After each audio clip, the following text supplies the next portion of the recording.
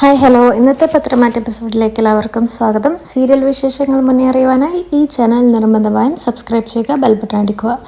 അങ്ങനെ നന്ദു അമ്പലത്തിൻ്റെ അരികിൽ ഇങ്ങനെ കാത്തു നിൽക്കുകയാണല്ലോ അനാമികയെ. അങ്ങനെ ഒരുപാട് കാത്തു നിന്നിട്ടും അനാമികയെ കാണാതായപ്പോൾ മുഷിഞ്ഞു.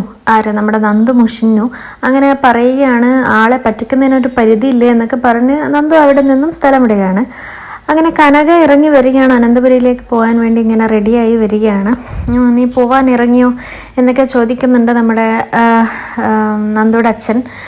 അങ്ങനെ അവിടേക്ക് നന്ദു കയറി വരികയും മോളെന്താ ഇപ്പോൾ ഇവിടേക്ക് വരുന്നത് എന്ന് പറയുകയും അപ്പോൾ കാര്യങ്ങൾ പറഞ്ഞു കൊടുക്കുന്നുണ്ട് നന്ദു. അത് അനിയുടെ അമ്മ ഇങ്ങനെയൊക്കെ പറഞ്ഞു എന്നൊക്കെ പറയുന്നുണ്ട്.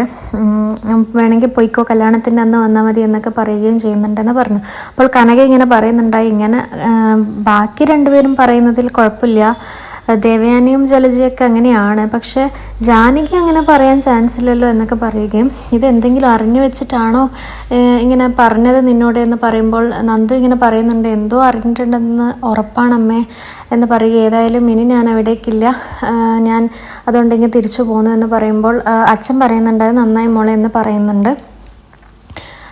അങ്ങനെ അവർ പോയപ്പോൾ ഇങ്ങനെ അച്ഛനോട് ഇങ്ങനെ സംസാരിക്കായിരുന്നു നന്ദു, എനിക്കവിടെ എന്തോ ശരിയാവുന്നില്ല, ഞാനവിടെ ഒരു അധികപ്പറ്റാണെന്ന് തോന്നിയെന്ന് പറഞ്ഞ് നന്ദു മുറിയിലേക്ക് പോവുകയും ചെയ്യുന്നുണ്ട്. കനക അനന്തപുരിയിലേക്ക് തിരിക്കുകയും ചെയ്യുന്നു. വളരെ പ്രയാസപ്പെട്ട് ഒരു ടെൻഷനോടെയാണ് കനക പോയത്. അങ്ങനെ റൂമിലിരുന്നുകൊണ്ട് ഇങ്ങനെ നന്ദു ചിന്തിക്കുകയായിരുന്നു, അതെന്താ എന്നാലും അനാമികയ്ക്ക് എന്താണ് എന്നോട് പറയാനുണ്ടായിരുന്നത് എന്നിങ്ങനെ ചിന്തിക്കുന്നുണ്ടായിരുന്നു നന്ദു. അങ്ങനെ അനാമികയുടെ വീട്ടിൽ അനാമികയെ കാണാതെ അച്ഛനും അമ്മയൊക്കെ വിഷമിക്കുകയാണ്. എവിടെയാണ് പോയത്, വിളിച്ചു പറഞ്ഞൂടെ, 11 മണിക്ക് എത്തുമെന്ന് പറഞ്ഞാൽ ഇപ്പോൾ 2 മണിയായി, എന്നിട്ട് ഇവിടെ കാണുന്നില്ലല്ലോ എന്നൊക്കെ പറയുകയാണ് അമ്മയും അച്ഛനും.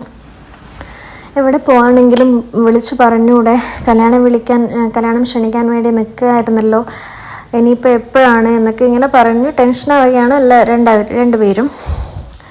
അങ്ങനെ അച്ഛൻ ഇങ്ങനെ പറയുന്നുണ്ടായിരുന്നു.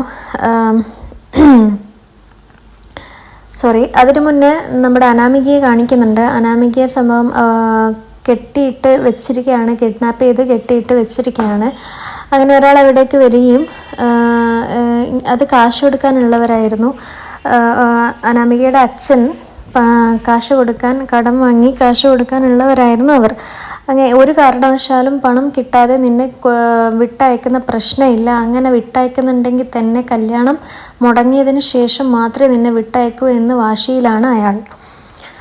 അങ്ങനെ അച്ഛനും അമ്മയും വീണ്ടും സംസാരിക്കുകയാണ്. എങ്ങനെയെങ്കിലും ആ കല്യാണം കഴിഞ്ഞ് കിട്ടാൻ വേണ്ടി ഇങ്ങനെ പ്രാർത്ഥിക്കുകയാണ്. എങ്ങനെയെങ്കിലും അതൊന്ന് കഴിഞ്ഞ് കിട്ടിയാൽ മതിയായിരുന്നു, നമ്മുടെ പ്രശ്നങ്ങളും തീരും, കടങ്ങളും വിഷമങ്ങളൊക്കെ തീരും എന്നൊക്കെ പറയുകയാണ് അച്ഛനും അമ്മയും. അങ്ങനെ ഇതിനിടെ ടെൻഷനായി അവർ അനിയെ ആദ്യം വിളിച്ചു വെക്കുകയും കിട്ടാതായപ്പോൾ പിന്നെ ആദർശിനെ വിളിക്കുകയും കാര്യങ്ങൾ പറയുകയും ചെയ്യുന്നുണ്ട്. അപ്പോൾ അവിടെ നമ്മുടെ നയന വരികയും കാര്യങ്ങൾ തിരക്കുകയൊക്കെ ചെയ്യുന്നുണ്ട്. അങ്ങനെ അനി അവിടേക്ക് എത്തിയപ്പോൾ അനിയോടും പറയുന്നുണ്ട്. അപ്പോൾ അനി വലിയ കാര്യമാക്കാതെ ഇങ്ങനെ പറയുന്നുണ്ട്, അത് അവളുടെ ഫ്രണ്ട്സിൻ്റെ കൂടെ എവിടെയെങ്കിലും ചുറ്റിത്തിരിയുന്നുണ്ടാവും എന്നാണ് അനി പറഞ്ഞത്. എനിക്കൊരു ടെൻഷനും കാര്യങ്ങളൊന്നും ഉണ്ടായിരുന്നില്ല.